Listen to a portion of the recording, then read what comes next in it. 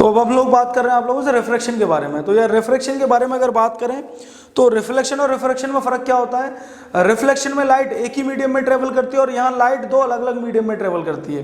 ध्यान से समझना, रिफ्रैक्शन में क्या करती है, लाइट दो अलग अलग मीडियम में ट्रेवल करती है।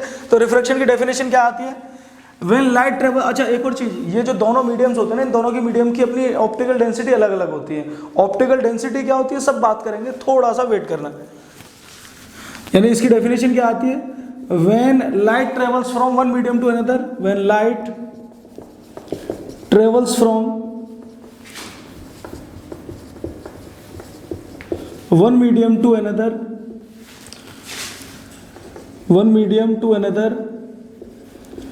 यानी लाइट जब एक ही मीडियम से दूसरे मीडियम में ट्रेवल करेगी ना, और दोनों मीडियम्स की ऑप्टिकल डेंसिटी अलग होगी, यानी when light travels from one medium to another medium having different optical densities,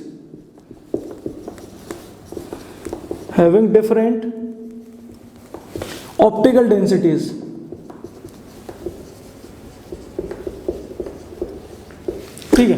यानी जब लाइट एक मीडियम से दूसरे मीडियम में ट्रेवल करेगी और दोनों मीडियम की यार ऑप्टिकल डेंसिटी अलग अलग होगी, तब जाके रिफ्रैक्शन का फेनोमेना अगर होता है, फिर मैं कहूं तब जाके रिफ्रैक्शन प्रोसेस अगर होता है। When light travels from one medium to another medium having different optical density, then at the boundary of separation,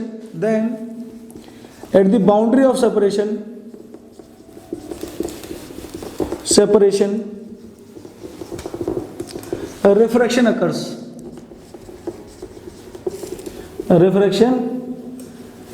definition लिख दिया मैंने, अब आपको ज्यादा अच्छे से समझ आ जाएगा। यानी अगर मैं एक दो मीडियम बना देता हूं, ये मेरा पहला मीडियम है और ये मेरा दूसरा मीडियम है, इन दोनों मीडियम्स की ऑप्टिकल डेंसिटी अलग अलग है। ऑप्टिकल डेंसिटी अलग अलग करने का मतलब समझो, इसको मैं बोल दूं बेटा एयर और इसको मैं बोल दूं वाटर, इसको मैं बोल दूं एयर और इसको मैं बोल दूं वाटर। तो जब लाइट इस एयर वाले मीडियम से वाटर में एंट्री करना चाहेगी तो रिफ्रैक्शन फिनोमेना इसको फेस करना पड़ेगा। तो इसको कौन सा फिनोमेना फेस करना पड़ेगा बेटा, रिफ्रैक्शन फिनोमेना। तो ये हमारी इंसिडेंट रे, ये बेटा नॉर्मल बनाया, ये होगा हमारा एंगल ऑफ इंसिडेंस। रियलिटी में लाइट को जाना कुछ ऐसे चाहिए था, लेकिन ऐसे ना जाके अपने रास्ते से भटक जाएगी, जैसे आजकल आप लोग भटक जाते हो अपनी पढ़ाई से, ठीक है। तो आप लोगों की लाइफ में भी एक रिफ्रैक्शन फिनोमेना चल रहा है।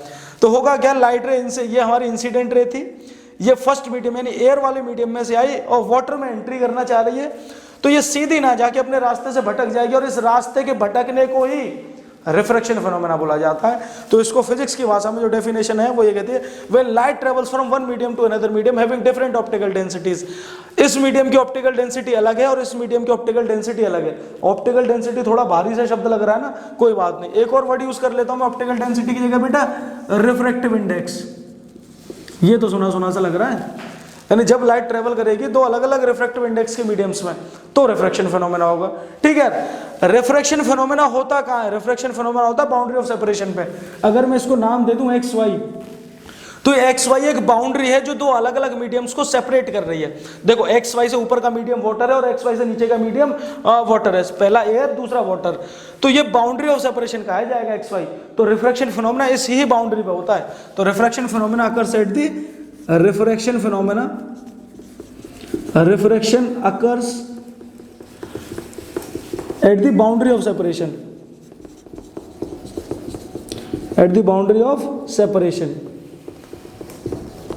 ये बाउंड्री ऑफ सेपरेशन पे अगर करता है। ये बात समझ आई यार, ये बात समझ आई।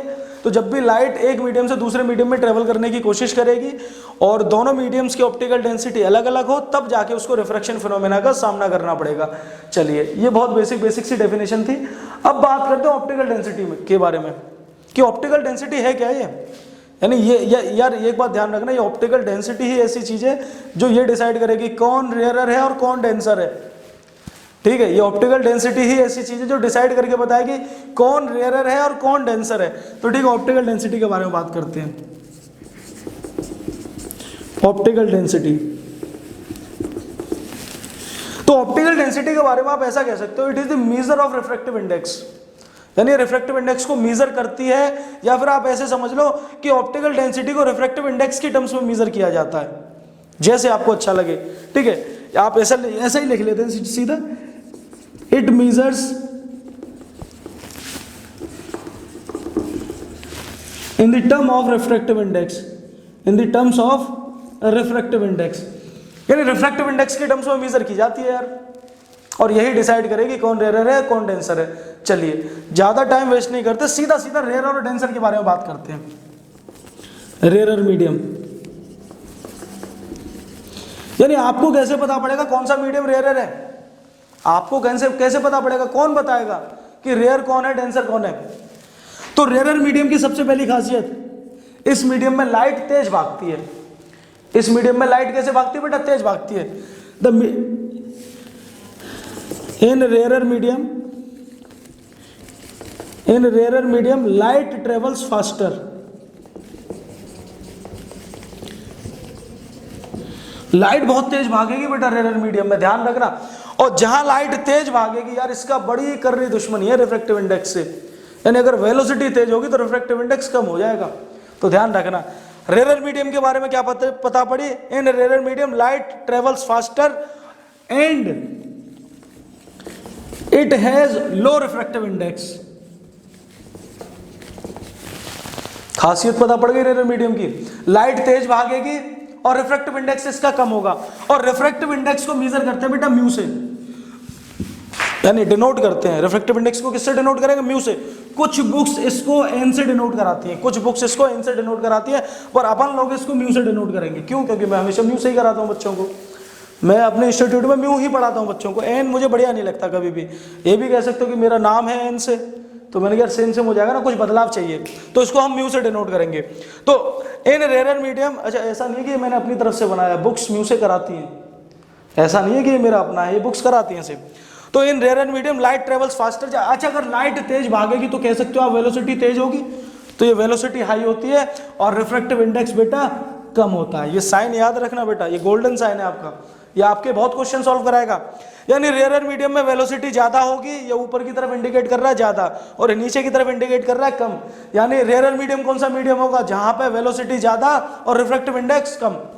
उम्मीद करता हूं समझ आ गया होगा। अब बात करते हैं डेंसर मीडियम के बारे में। अब बात करते हैं डेंसर मीडियम के बारे में यार। चलिए डेंसर मीडियम देखिए क्या होता है। मैं दोनों डायग्राम भी बनवाऊंगा आपको, मैं आपको दोनों डायग्राम बनवाऊंगा, तब एक साथ ही बनवाएंगे यार, टेंशन काहे के लिए नहीं। चलिए डेंसर मीडियम, डेंसर मीडियम ये रेयर का उल्टा है यार बिल्कुल। यानी यहां पे क्या कह रहा था? यहां पे क्या कर रहा था? इन रेयर लाइट ट्रेवल्स फास्टर। जब यहां तेज भाग रही तो यहां लाइट स्लो चलेगी। In denser medium light travels slower, light travels slower. अच्छा किससे धीरे चलेगी? रेयर के कंपैरिजन में, रेयर मीडियम के कंपैरिजन में धीरे चलेगी यहाँ। तो in denser medium light travels slower. अब लाइट धीरे चलेगी तो इसका मतलब इसका रिफ्रैक्टिव इंडेक्स ज्यादा होगा, तो it has high refractive index, it has high refractive index. तो यहां पे बेटा रिफ्रैक्टिव इंडेक्स तो ज्यादा होता है और वेलोसिटी कम होती है, यानी म्यू ज्यादा वेलोसिटी कम, म्यू ज्यादा वेलोसिटी कम। देखो इसमें म्यू ज्यादा है तो वेलोसिटी कम है, और यहां म्यू कम है तो वेलोसिटी ज्यादा है। ध्यान रखना है दोनों साइंस। आया समझ रिफ्रैक्टिव इंडेक्स के बारे में?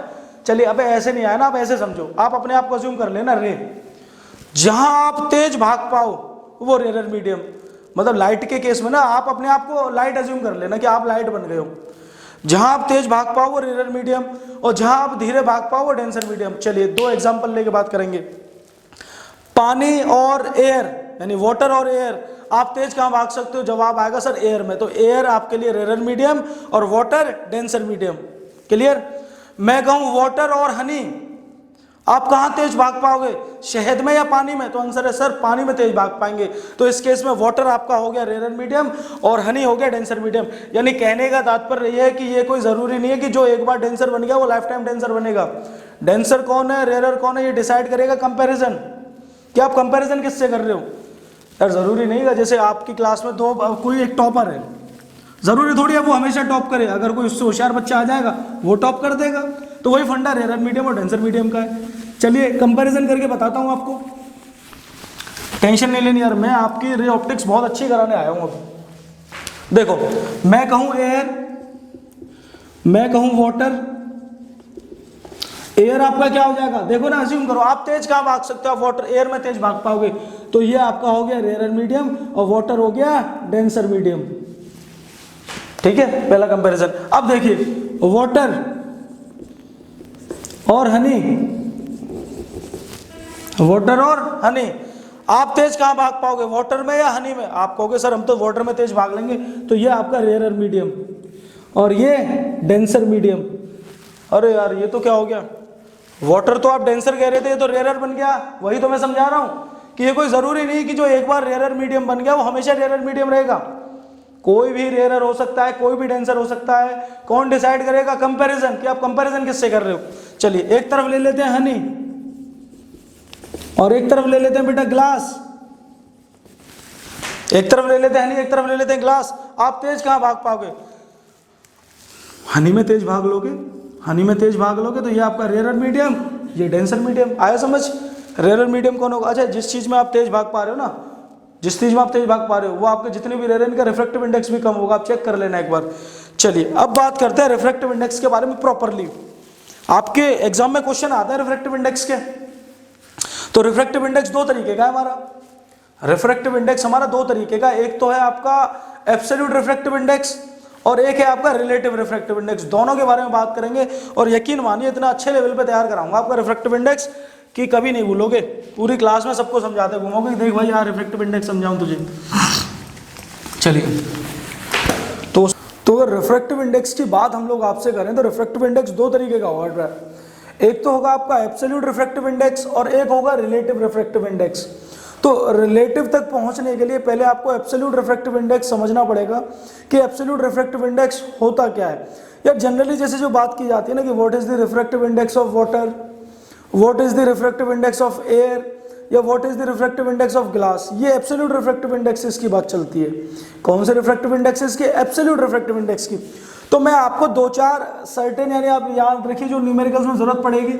रिफ्रैक्टिव इंडेक्स ऑफ एयर आपका हमेशा होता है बेटा, एयर का रिफ्रैक्टिव इंडेक्स होता है 1, ये याद रखना आप लोग। एयर का रिफ्रैक्टिव इंडेक्स क्या होता है? 1। या रिफ्रैक्टिव इंडेक्स को म्यू से डिनोट कर रहे हैं हम लोग। और रिफ्रैक्टिव इंडेक्स ऑफ वाटर होता है आपका ये 1.33 रिफ्रैक्टिव इंडेक्स ऑफ वाटर। और refractive index of glass, glass का रिफ्रैक्टिव इंडेक्स होता है बेटा 1.5। और रिफ्रैक्टिव इंडेक्स ऑफ डायमंड होता है आपका डायमंड, डायमंड का रिफ्रैक्टिव इंडेक्स होता है 2.4। तो ये कुछ रिफ्रैक्टिव इंडेक्सेस हैं जो आपको याद रखने होंगे। जनरली एयर के रिफ्रैक्टिव इंडेक्स को हम लोग डिनोट कर देते हैं म्यू और ये एक सफिक्स में ए, म्यू ए। और रिफ्रैक्टिव इंडेक्स ऑफ वाटर को हम लोग डिनोट कर देते हैं म्यू और साथ में एक डब्ल्यू, म्यू डब्ल्यू यानी रिफ्रैक्टिव इंडेक्स ऑफ वाटर। और ग्लास के रिफ्रैक्टिव इंडेक्स को हम लोग डिनोट कर देते हैं म्यू जी से और डायमंड के रिफ्रैक्टिव इंडेक्स को हम लोग डिनोट कर देते हैं म्यू डी से। तो ये हमारे कुछ रिफ्रैक्टिव इंडेक्सेस हैं जो ध्यान रखने होंगे आपको। चलिए बात कर लेते हैं एब्सोल्यूट रिफ्रैक्टिव इंडेक्स होता क्या है। तो ध्यान रखना रिफ्रैक्टिव इंडेक्स का फॉर्मूला होता है refractive index equals to velocity of light, velocity of light in air divided by velocity of light in medium, velocity of light in medium. ये हमारा रिफ्रैक्टिव इंडेक्स का फॉर्मूला होता है, जनरल फॉर्मूला है, याद रखना होगा आप लोगों को। चलिए बात करते हैं किस तरीके से यूज करेंगे इस फॉर्मूले को हम लोग। देखिए रिफ्रैक्टिव इंडेक्स का फॉर्मूला होता है velocity of light in air divided by velocity of light in medium. अच्छा, रिफ्रैक्टिव इंडेक्स को हम लोग डिनोट किससे करते हैं? म्यू से। ठीक है, तो म्यू का फॉर्मूला क्या बनेगा? अच्छा, लाइट की वेलोसिटी एयर में क्या होती है बेटा? सी, तो सी डिवाइडेड बाई ये v, ये फॉर्मूला बन जाता है mu equals to C divided by V. अब देखिए फॉर्मूले में चेंज कैसे करेंगे? अपनी रिक्वायरमेंट के अकॉर्डिंग, अपनी रिक्वायरमेंट के अकॉर्डिंग फॉर्मूला चेंज होगा। अगर आप रिफ्रैक्टिव इंडेक्स निकाल रहे हो बेटा, अगर आप रिफ्रैक्टिव इंडेक्स निकाल रहे हो वाटर का, तो यहाँ क्या आ जाएगा? Mu W, refractive index of water. तो फॉर्मूला क्या बनेगा? C divided by V W.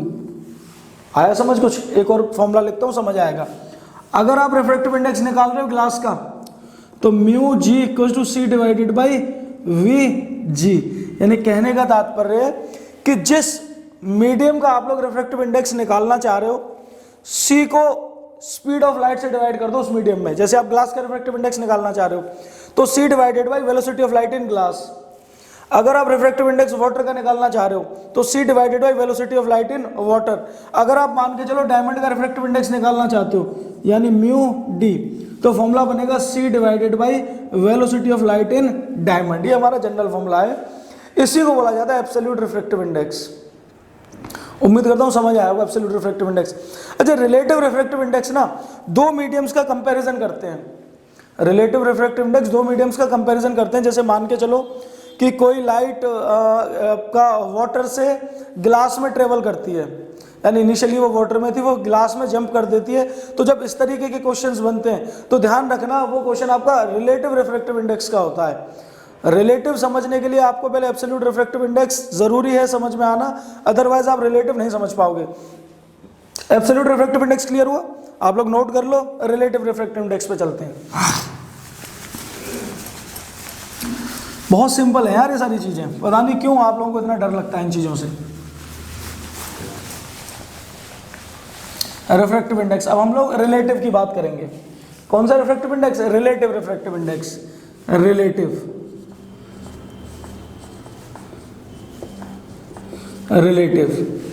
Refractive index की बात कर रहे हैं। रिलेटिव यानी रिलेटिव के केस में आपके दो मीडियम होंगे। रिलेटिव के केस में आपके दो मीडियम होंगे, तो मैं डायग्राम की मदद से समझाता हूँ। ये मेरा मीडियम नंबर है 1 कोई, और ये है मेरा मीडियम नंबर 2 कोई। ये बाउंड्री से ऊपर मेरा मीडियम 1 है और बाउंड्री से नीचे मेरा मीडियम नंबर 2 है कोई भी, ठीक है। तो देखिए अगर ये मीडियम, अच्छा मैं आपको पूरा डेरिवेशन 1 और 2 लेके समझाऊंगा, उसी के अकॉर्डिंग हम आपको फॉर्मूला चेंज करना सिखा देंगे कि किस तरीके से मीडियम के अकॉर्डिंग आप डेरिवेशन में चेंज कर लोगे। डेरिवेशन कुछ नहीं यार, एक छोटा सा फॉर्मूला निकल के आएगा। अच्छा, ये अगर मीडियम नंबर 1 है तो मैं मान लेता हूँ यहाँ पे वेलोसिटी ऑफ लाइट क्या रहेगी? v1। यार बोला था ना कि एक स्पीड ऑफ लाइट होती है। जिस मीडियम की बात कर रहे हो तो मैं मीडियम नंबर 1 की बात कर रहा हूँ, तो यहाँ पे वेलोसिटी क्या होगी लाइट की? v1। और यहाँ की बात कर रहा हूँ तो यहाँ वेलोसिटी क्या होगी? v2। अच्छा, इसका रिफ्रैक्टिव इंडेक्स यानी मीडियम नंबर 1 का रिफ्रैक्टिव इंडेक्स मैं बोल देता हूँ μ1 है, और इसका रिफ्रैक्टिव इंडेक्स मैं बोल देता हूँ μ2 है, क्योंकि मैं मीडियम 2 की बात कर रहा हूँ। अच्छा, स्पीड ऑफ लाइट तो दोनों में सेम रहेगी। स्पीड ऑफ लाइट यानी यहाँ भी जो c रहेगा यहाँ भी वो c ही रहेगा बेटा। लाइट मतलब एक चीज मैं समझो क्या बता रहा हूँ। ये v1 तो है speed of light in this medium, और ये c है आपका speed of light in air या वैक्यूम या फ्री स्पेस। यानी डेरिवेशन करने से पहले आपको जो छोटा सा है, आपको ये 3 वेरिएबल्स के बारे में समझना पड़ेगा। v1 हमारा है velocity of light in 1 medium. ये मीडियम 1 कुछ भी हो सकता है, ये ग्लास भी हो सकता है, ये एयर भी हो सकता है, ये डायमंड भी हो सकता है, कुछ भी हो सकता है XYZ। तो जो उस मीडियम में लाइट ट्रेवल करेगी जिस स्पीड से वो है v1, और इस मीडियम का रिफ्रैक्टिव इंडेक्स है μ1, और speed of light in vacuum होगी c। सेम वे में अगर मैं मीडियम 2 की बात करूं तो लाइट इस मीडियम 2 में ट्रेवल करेगी v2 की स्पीड से, और इसका रिफ्रैक्टिव इंडेक्स होगा μ2। और अगर लाइट की बात करूं, लाइट की स्पीड वैक्यूम में, वो यहाँ भी c होगी यार, वैक्यूम में तो लाइट की स्पीड फिक्स है, c ही रहेगी हर जगह। अब देखिए अगर मैं यहाँ से मैं रिफ्रैक्टिव इंडेक्स का फॉर्मूला निकालूं तो फॉर्मूला क्या होता था हमारा? Mu equals to c upon v। ये फॉर्मूला अभी पढ़ाया मैंने आपको। तो मीडियम 1 के लिए क्या हो जाएगा बेटा? यहाँ पे 1 और यहाँ पे भी 1, तो c अपॉन v1 हो जाएगा। सेम वे में इसका रिफ्रैक्टिव इंडेक्स का फॉर्मूला क्या निकल के आएगा? μ2 equals to c upon v2। कोई परेशानी नहीं होनी चाहिए ना। अब अगर मैं आपसे कहूं what is the refractive index of medium 1, what is the refractive index of medium 2 निकालते हैं। चलो medium 2 with respect to medium 1। मैंने क्या पूछा आपसे?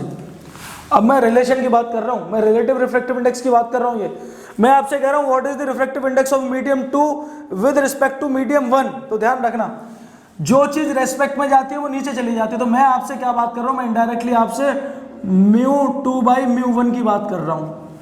मैं आपसे μ2 बाई μ1 की बात कर रहा हूं। What is the refractive index of medium 2 with respect to medium 1।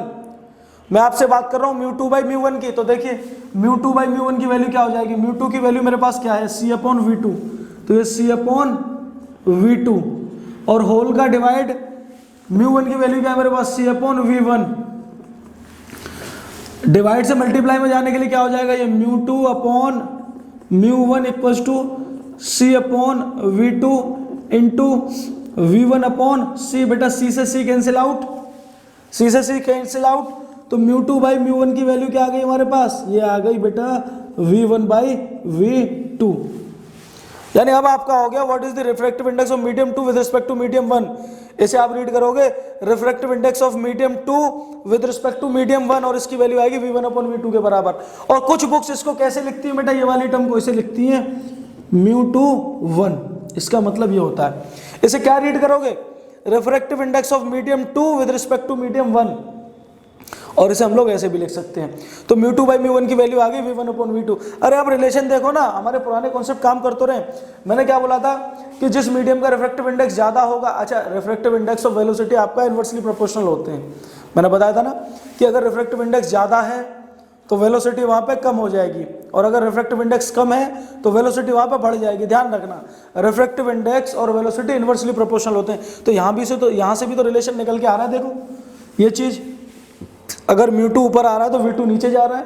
v2 क्या है, वेलोसिटी इन सेकंड मीडियम, और μ2 सेकंड मीडियम का रिफ्रैक्टिव इंडेक्स है। देखो यहाँ से प्रूफ हो तो रहा है कि μ2 आपका इनवर्सली प्रोपोर्शनल है v2 के, प्रूफ हो तो रहा है यहाँ से देखो।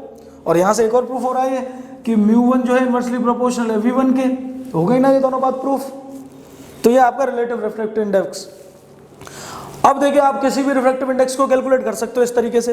ये आपने relative index refractive index of medium 2 with respect to medium 1 निकाला है।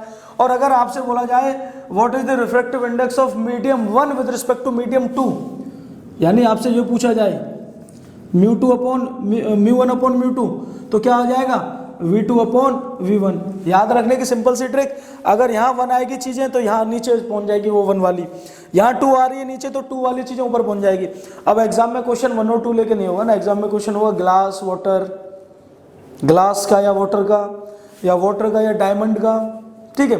तो इस तरीके से, तो मान के चलो हमारे पास एग्जाम में क्वेश्चन दे दिया ग्लास और वाटर का, हमारे पास एग्जाम में क्वेश्चन आ गया ग्लास और वाटर का, तो देखिए फॉर्मूला कैसे चेंज होगा। अगर हमारे पास एग्जाम में क्वेश्चन आ जाता है ग्लास और वाटर का, ठीक है, हमारे पास एग्जाम में क्वेश्चन आता है ग्लास को लेके और एक वाटर को लेके, ठीक है, इनका रिलेटिव रिफ्रैक्टिव इंडेक्स के बारे में कोई भी क्वेश्चन XYZ, तो रिलेशन कैसे निकालेंगे। अगर आप निकालना चाह रहे हो μg अपॉन μw, तो मैंने क्या बताया कि जो चीज ऊपर आ रही होगी उसकी वेलोसिटी नीचे पहुंच जाएगी, तो वेलोसिटी इन ग्लास नीचे आ जाएगी और वेलोसिटी इन वाटर ऊपर आ जाएगी। बन गया ना फॉर्मूला। 3 चीजें दी जाएंगी, कोई एक पूछ रहा होगा, मान के चलो आपसे μg पूछ रहा है, तो μg की वैल्यू क्या आ जाएगी, अब यहाँ से μg की वैल्यू आ जाएगी vw upon vg into μw। खत्म क्वेश्चन, क्लियर है। तो ये हो गया हमारा रिलेटिव रिफ्रैक्टिव इंडेक्स। अच्छा कभी कभी क्वेश्चन है रिलेटिव रिफ्रैक्टिव इंडेक्स या फिर मैं वो रिफ्रैक्टिव इंडेक्स को वो आपकी वेवलेंथ की टर्म्स में पूछ लेता है। तो चलिए एक फॉर्मूला उठा लेते हैं, कोई भी उसको लेके बात कर लेते हैं। जैसे हमारे पास था μ2 अपॉन μ1, μ2 अपॉन μ1, ये वैल्यू किसके बराबर आ रही थी, ये वैल्यू आ रही थी v1 अपॉन v2 के बराबर। अच्छा वेलोसिटी का फॉर्मूला होता है बेटा फ्रीक्वेंसी इंटू वेवलेंथ, वेलोसिटी का फॉर्मूला आता है फ्रीक्वेंसी इंटू वेवलेंथ। और मीडियम कोई भी हो फ्रीक्वेंसी में कोई भी बदलाव नहीं आता, फ्रीक्वेंसी हमेशा सेम रहती है बेटा, मीडियम के चेंज होने से कभी भी फ्रीक्वेंसी चेंज नहीं होती। नोट कर लेना, frequency is independent of medium, frequency कभी भी मीडियम पे डिपेंड नहीं करेगी। तो v1 की वैल्यू क्या आ जाएगी, v1 की वैल्यू आ जाएगी फ्रीक्वेंसी इंटू λ1, और v2 की वैल्यू क्या आ जाएगी फ्रीक्वेंसी इंटू λ2। फ्रीक्वेंसी से फ्रीक्वेंसी कैंसिल आउट बेटा, तो यहाँ से रिलेशन आ गया μ2 upon μ1 equals to v1 upon v2 equals to λ1 upon λ2। अब देखिए एग्जाम में क्वेश्चन कैसा बनेगा, या तो वो आपको रिलेशन पकड़ाएगा रिफ्रैक्टिव इंडेक्स और वेलोसिटी को लेके, तो अगर रिफ्रैक्टिव इंडेक्स और वेलोसिटी को लेके रिलेशन पकड़ा रहा है तो ये वाला यहाँ से इतना उठा लेना और क्वेश्चन सॉल्व करने लग जाना। और हो सकता है वो वेलोसिटी और वेवलेंथ को लेके, तो ये वाला पोर्शन उठा लेना, यहाँ से न्यूमेरिकल सॉल्व करने लग जाना। और अगर रिफ्रैक्टिव इंडेक्स और वेवलेंथ को लेके, तो यहाँ से ये वाला पोर्शन उठाइए, यहाँ से ये वाला पोर्शन उठाइए और न्यूमेरिकल सॉल्व कर दीजिए। मैं न्यूमेरिकल की सीरीज भी बनाऊंगा, आपकी वेट करिए, पहले इसको एक बार कंप्लीट कर लेते हैं, उसके बाद मैं आपको अच्छे अच्छे न्यूमेरिकल्स कराऊंगा बोर्ड के पॉइंट ऑफ व्यू से। तो ये हो गया हमारा रिफ्रैक्टिव इंडेक्स। उम्मीद करता हूँ आप लोगों को रिफ्रैक्टिव इंडेक्स अच्छे से समझ आया होगा। चलिए आगे बढ़ते हैं, नोट कर लीजिए यहाँ तक।